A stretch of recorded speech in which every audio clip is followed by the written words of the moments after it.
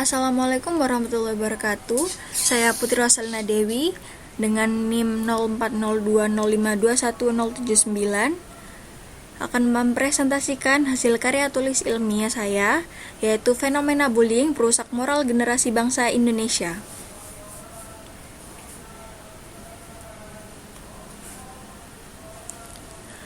Latar belakang.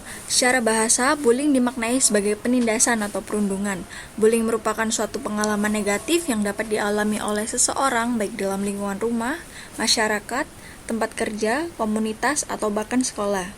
Berbicara mengenai kekerasan dalam dunia pendidikan sebenarnya adalah salah satu persoalan yang sejak dulu hingga kini belum juga menemukan titik terang.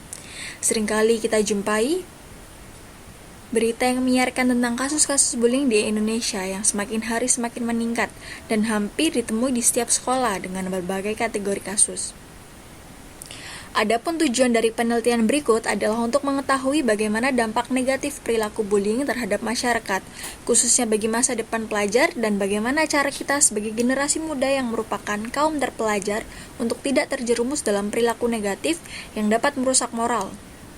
Penelitian berikut menggunakan metode kualitatif deskriptif dan teknik pengumpulan data. Simak catat dengan sumber data penelitian berupa buku, jurnal, dan artikel. Pembahasan. Ada pengertian bullying, faktor pemicu, pelaku bullying, dan dampak bullying.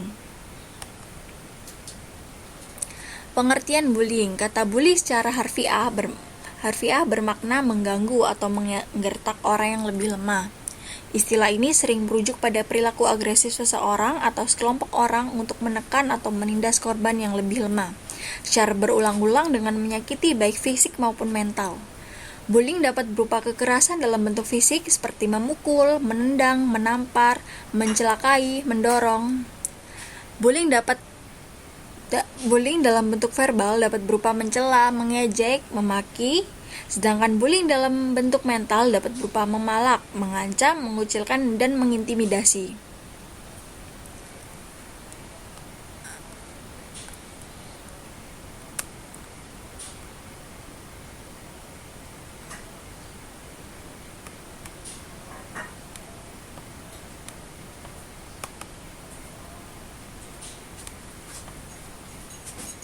Faktor pemicu. Yang A, faktor biologis. Keturunan atau gen. Pada penelitian yang dilakukan pada hewan, tampak bahwa hewan jantan yang berasal dari berbagai jenis lebih mudah marah dibandingkan dengan hewan betina. Sistem otak yang mengendalikan perilaku kekerasan pada beberapa orang yang tidak atau jarang menikmati kesenangan dalam hidupnya cenderung melakukan tindakan kekerasan.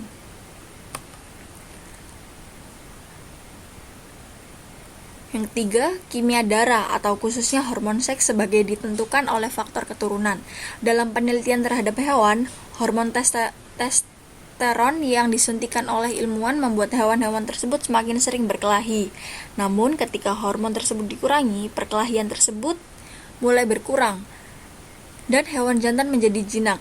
Kenyataan ini menunjukkan bahwa hewan yang telah dikebiri akan menjadi jinak. Sedangkan pada perempuan yang mengalami masa haid adalah masa di mana hormon testosteron menurun jumlahnya, sehingga menyebabkan perempuan cenderung mudah tersinggung, gelisah, tegang, dan mudah bermusuhan. Selain itu, perilaku kekerasan juga banyak dilakukan ketika perempuan berada pada siklus ini. Faktor pemicu yang B, yaitu lingkungan. 1. Anonimitas. Seseorang cenderung untuk mencoba beradaptasi dengan lingkungannya. Namun pada beberapa kasus yang terjadi, beberapa individu terkadang tidak memiliki identitas diri atau anonim sehingga berperilaku semaunya sendiri, karena merasa tidak harus terikat dengan norma yang ada dan kurang bersimpati dengan orang lain. Kedua, kemiskinan. Ketika seseorang anak lahir dan besar dalam lingkungan kemiskinan, maka besar resiko mereka akan melakukan tindak kekerasan.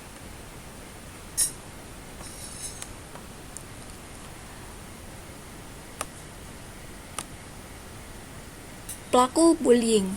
Dalam kurun waktu 2011 hingga 2019, Komisi Perlindungan Anak Indonesia (KPAI) telah menerima setidaknya 37.381 laporan perundungan dan sebanyak 2.473 kasus terjadi di dunia pendidikan.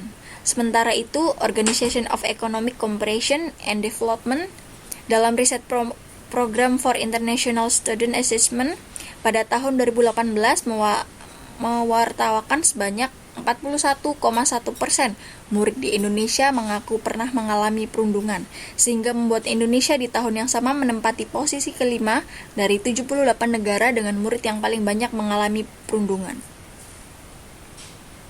Pelaku bullying adalah teman sebaya yang bisa jadi pelaku, bahkan tidak sadar atas akibat dari perilakunya, dan menganggap bahwa itu hanyalah candaan.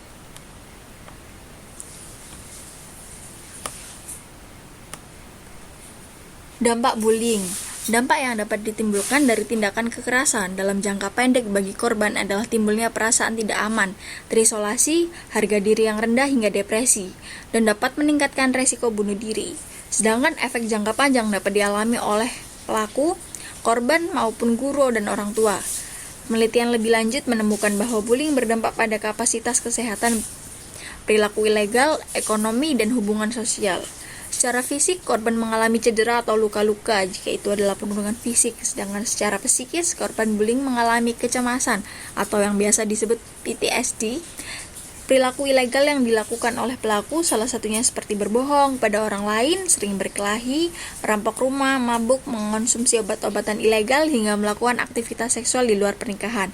Baik korban maupun pelaku juga memiliki kemungkinan besar untuk putus sekolah dan hubungan yang buruk dengan lingkungan sekitar.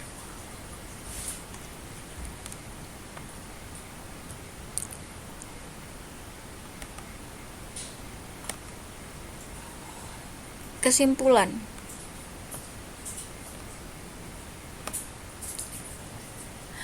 Tidak semua anak-anak dan remaja memiliki kekuatan untuk menerima ledekan atau ancaman sebagai bagian dari tindakan bullying. Akan tetapi, luka yang mendalam itu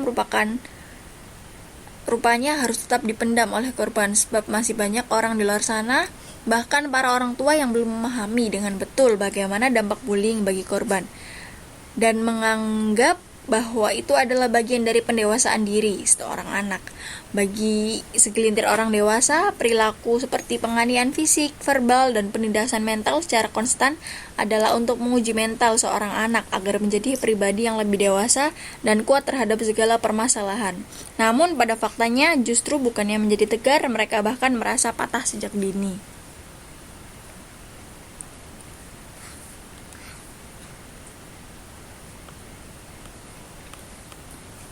Sebagian besar kasus bullying yang terjadi berada di sekolah atau tempat-tempat yang berada di luar pengawasan orang tua dan guru. Bahkan seiring perkembangan teknologi, bullying juga dapat terjadi di media sosial dan berakibat fatal bagi korban dan pelaku, karena jejak digital tidak akan terhapus dan akan tetap ada sampai kapanpun. Sikap labil pada masa kanak-kanak hingga remaja merupakan salah satu faktor yang juga dapat dihindari. Namun pengawasan dari orang dewasa dan guru sebagai pendidik diharapkan akan menjadi penengah untuk menghindari keterlibatan konflik berkepanjangan dan dampak negatif bagi moral dan masa depan generasi bangsa Indonesia. Terima kasih, mohon maaf bila ada salah pengucapan. Sekian, wassalamualaikum warahmatullahi wabarakatuh.